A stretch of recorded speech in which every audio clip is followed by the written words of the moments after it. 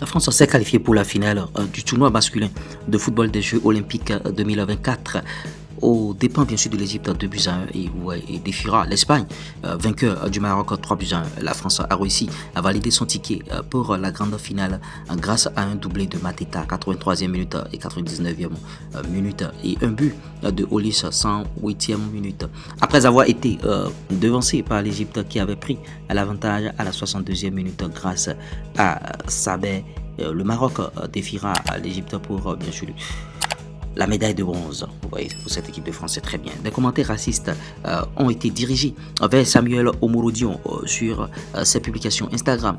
De la même manière, certains supporters marocains ont exprimé leur mécontentement envers le joueur espagnol qui avait taquiné Achraf Hakimi avec des emojis avant de les supprimer, bien sûr. Vous voyez, le joueur, bon, il doit se calmer aussi. Jules Koundé, il dit que Nico Williams c'est un grand joueur et bien sûr j'aimerais l'avoir comme coéquipier.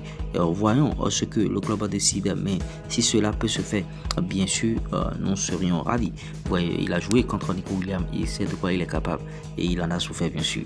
Alexis Sanchez est proche de revenir à l'Udinese, d'autant que Alexis Sanchez avait joué à l'Udinese et bon, c'est Udinese qui l'a révélé, il est proche de revenir dans son club Udinese et ouais, aujourd'hui est une journée clé pour l'avenir de Dani Olmo après son arrivée avec son agent à Leipzig lundi. Deco est également arrivé. Une réunion importante aura lieu aujourd'hui, bien sûr. Le Barça est prêt à modifier les termes du contrat. Manchester United est sur le point de signer l'internationale canadienne Sami Aoujo. Ouais, est-ce que ça va se faire? Bon, d'origine nigériane, hein, parce que ouais, c'est un peu ça. Le Real Madrid s'intéresserait à Curti Romeo et avait fait des recherches auprès de Tottenham pour plus tôt, bien sûr, cette année. Ouais. Cependant, à l'espèce, on demandait 150 millions d'euros pour un tel joueur. Je ne pense pas. Alors que bon, le Real Madrid a fait marche arrière, 150 millions pour un joueur. Le Real ne dépose plus ces gens dessous.